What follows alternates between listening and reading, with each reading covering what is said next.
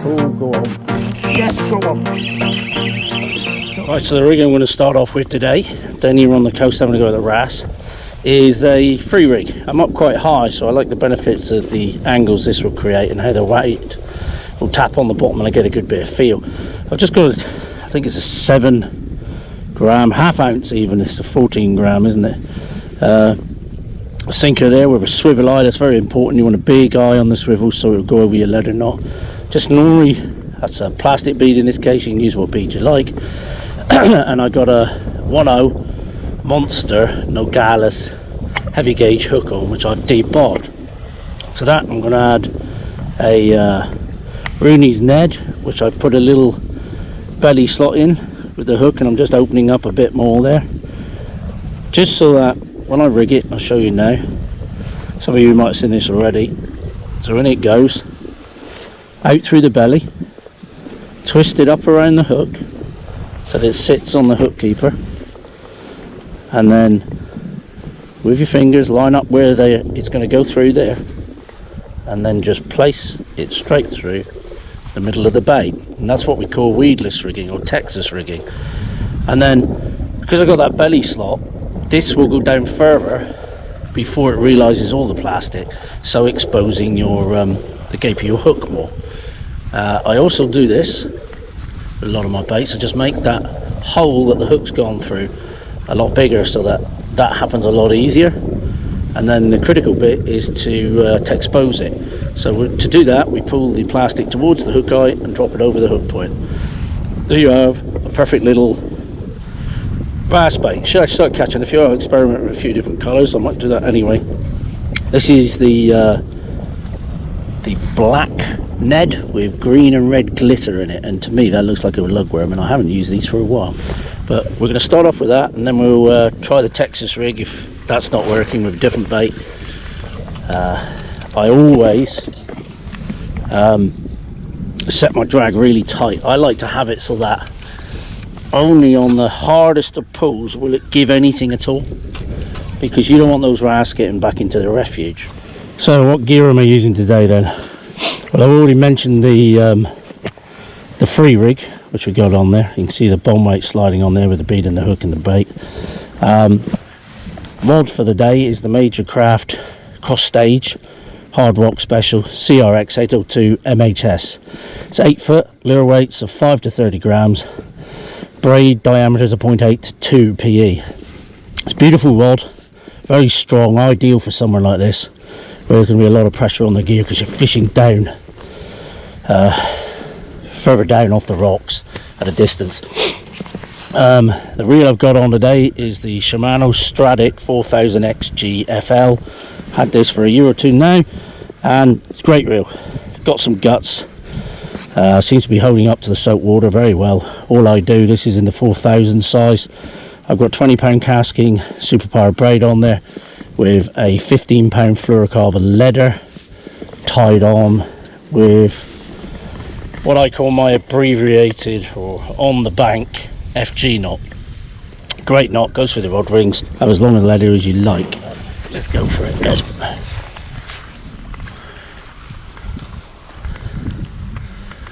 Quite a deep mark, so let's sink right down. I'm not going for a long cast because I'm expecting most fish to be here and between me and we're halfway back.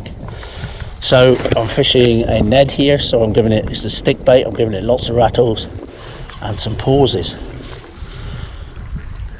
And we're looking for that thump and that stun. The wrasse stuns the bait first generally and then comes back and pulls the tip over. No need to fish fast. Get yourself comfortable on marks like this. Get a good stance, solid stance. And you're not going to stumble and fall in. The beauty of having another rod already set up, got that on a Texas rig with a different bait, is I can just switch straight over, try a different tactic. They're both very similar, the free rig and the Texas rig. You just get a bit more separation from your bait with the free rig. And with the angles I'm fishing at, so down into deep water now, I'm hoping that weight will just tap on the bottom and I'll get a lot more feel.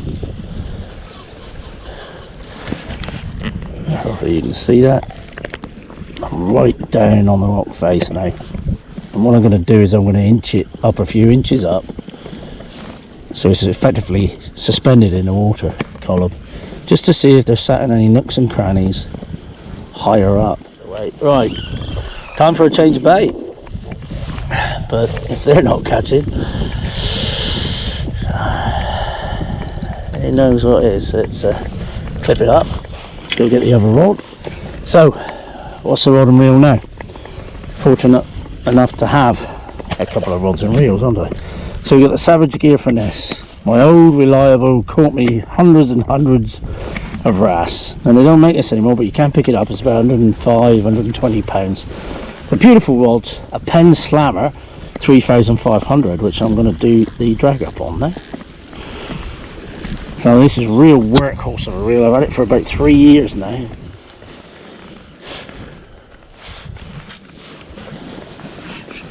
There is a lot of currents when they've got the heads down.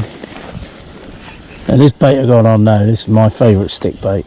If I had to recommend one lure to any wrasse angler, it would be these. So get yourself some Tech Sexy Impacts in around 4 inches. I'm not sure the exact length of them. They're about 125 mil, so over 4 inches I think that is. And you can't go wrong. Get them in green pumpkin, dark colour, something like that. I do like these Max Catch ones because I can get them in almost a black colour, and I love black lures for wrasse. Oh, there's a bite. Yeah, that was definitely a bite. So we just want him to pull it round now. Oh, go on. Yeah, go on. Don't feel a big fish because he's running around a lot, but we've got one. So at last, oh, he's not big, but he's pulling, isn't he? They do pull whatever the size they are, especially, as I said, if you where's he going? If you get them under the rod tip like this, you can see he's not a bad one actually. A nice colour one. Hopefully you can see all of that. Right, and just ship it up towards you. Yes, nice wrasse. Look at that beauty. He's not a bad fish actually.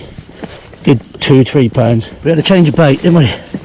That's all we've done, and a different rig. Maybe that free rig just wasn't doing it.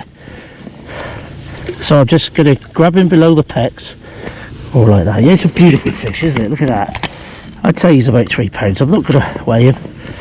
Just take your rig out. Those hooks come out lovely. See, if you've got them in a rock pool, you're fine. The fishes are coming to no harm. You can compose yourself, and you need to when you're on the rocks, things like this. So we'll just take him out, hold him over the net. He's quite a feisty fella, as you saw with a fight. It was a good fight, wasn't it? And there we go, beautiful wrasse, ballard wrasse. Very solid fish though. He's going to be a big fish, this one, when he grows up. But yeah, nice fish. I'm very happy with that.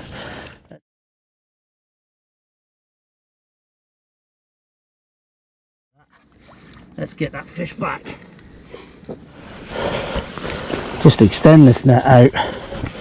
I don't need to get too close to the shore. Safe for me, and it's also good for the fish. Just lock the net out. Wrasse will always try and dive for the bottom of the net. There he goes, straight down the rock face. Well, I don't think there's a ton of feeding fish here. It's weird. That's the only bite we had. I was nervous as anything when it bit, which you might find strange because I've caught a lot of wrasse. I'm on the top of that rock there now, and you wouldn't think I'd be that nervous about catching one, but you know, these fish can mean a lot to you. I haven't been able to go for a while, and I really wanted to get a video out to you. I've lost that one. Right, so one bite, one fish. That's what it can be like this time of year when you're fishing for ballard wrasse. They just weren't really having it. I had the one bite, it was a good bite, and I managed to catch it.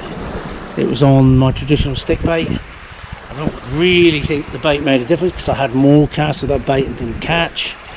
It could be tide, could be something like that, but I believe I just managed, probably more fluke than anything, to put that bait right in front of where that wrasse was holed up. They're not so mobile this time of year, and because I'd done that, I irritated it enough for it to have a go at my bait. So it shows you it's possible this time of year. The water's not warmed up enough yet really for them to be really active, but at least we did have a bite, we did have a fish, we persisted. We lost a lot of gear, but I'm afraid that's wrasse fishing for you. You're gonna lose gear. Hope you enjoyed that. I'm glad I got out on the bank and chuffed a bits of caught a fish, because it's been very hard work and late.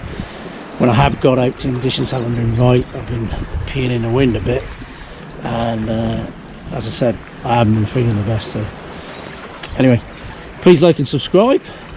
Probably see something down there in the right hand corner. If you're really keen, hit that notification bell. Things are warming up now. I'll be out a lot more, looking after a lot more different fish: mullet, bass, wrasse. Probably missed most of the pike season so far, but I'll be certainly hitting the rivers with the chub again this year with the BFS gear. So stay in there, stick with me.